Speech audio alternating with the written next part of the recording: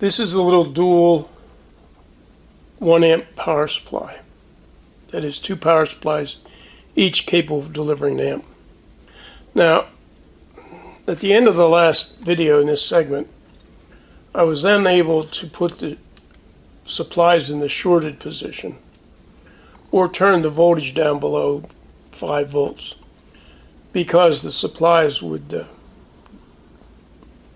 go out. I actually had supplies powered by the output voltage. Temporarily, I've powered both supplies with a bench power supply. We'll power it up, and you see they're done. We can get 30 volts out of it, so that's full voltage, no current. And then I can turn it down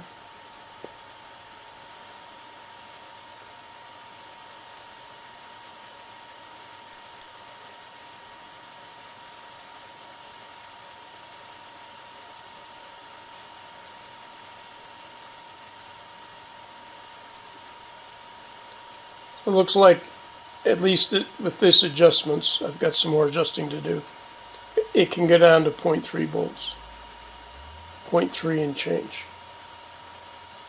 which is fine.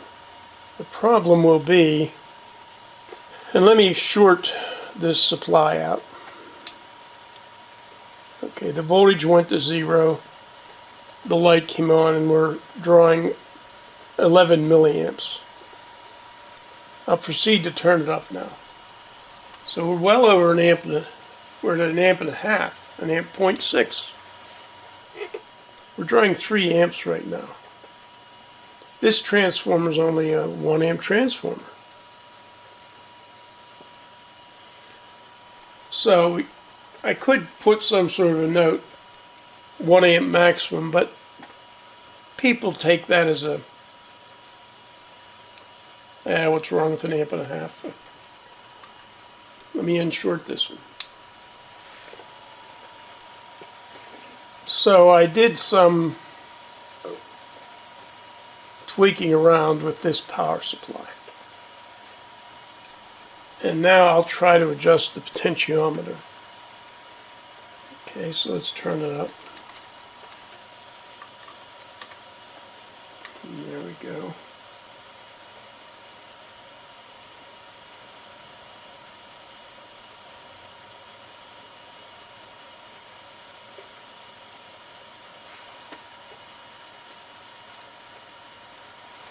So with the knob set the whole way up,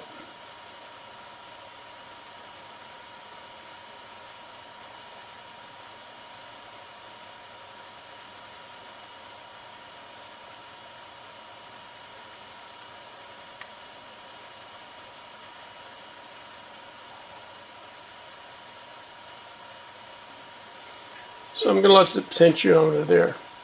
That gives me a full scale amp knob turning of 1 amp. So here is P1, a potentiometer 10K that adjusts the current output from the supply, or the maximum current output, from approximately 0 to whatever.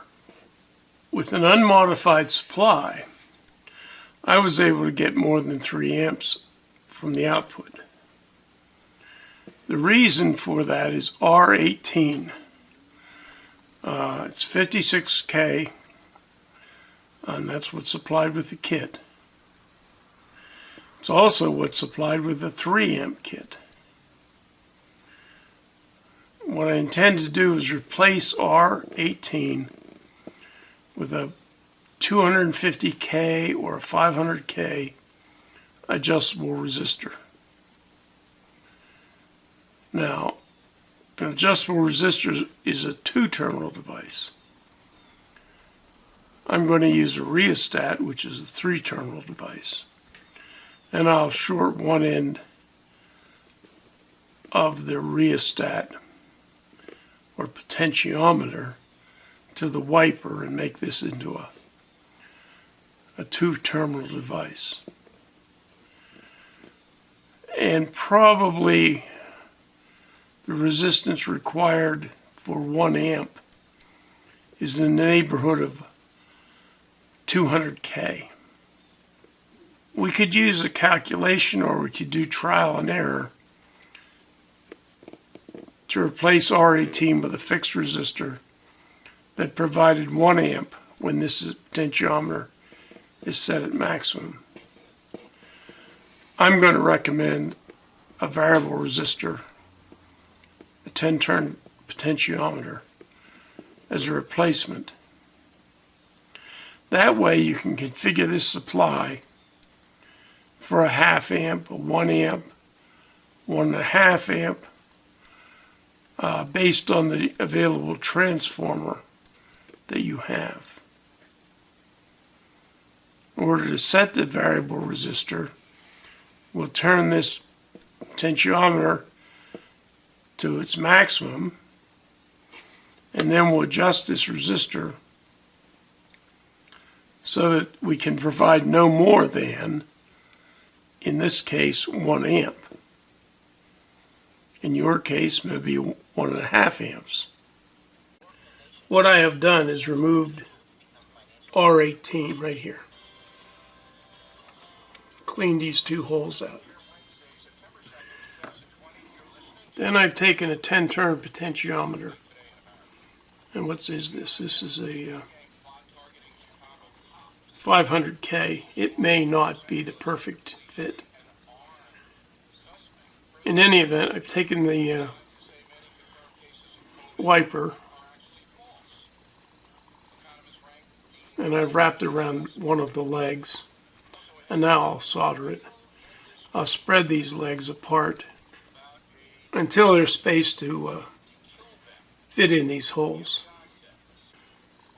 So now it looks like this, and I'll just mount it here and then I'll solder it. There we go. And so this is what it looks like after I've replaced R18 with a potentiometer. So I've got both knobs turned up the whole way. 1 amp max.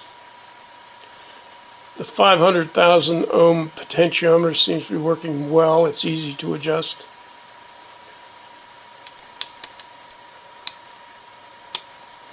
I can get about 30 volts out of each half. But I have this external power supply powering the meters. With one external supply powering both halves, they get connected together through the metering circuit. I don't want that to be the condition when I finally put the lid on this thing. I want each half to have its own power supply for metering purposes. I was looking for little tiny power supplies.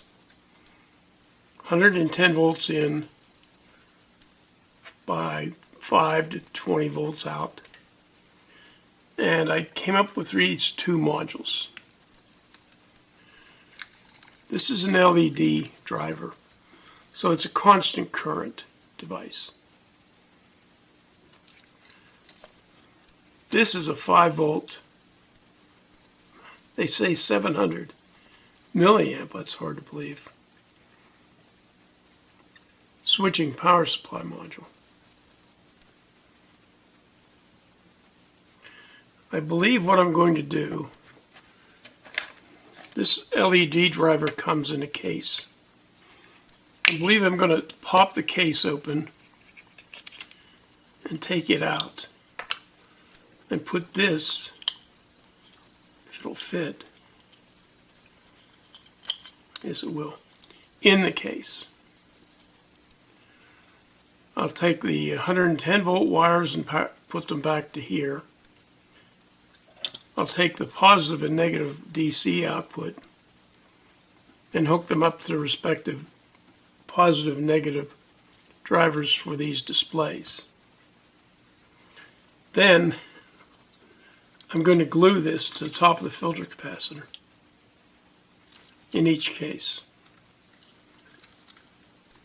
Yeah, it will clear the lid. Well, here it is. Put the little power supplies in the, swapped out the plastic cases. I'm going to see if it blows up. It did not. The indicators lit up.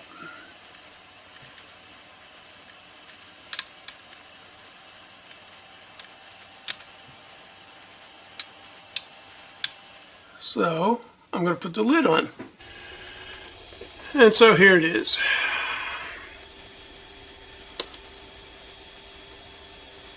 .6 amps full scale. 31 volts full scale.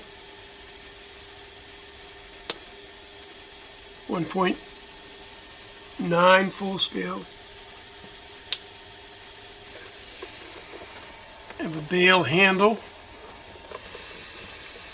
2 fans on the back, heat sinks, fans, feet.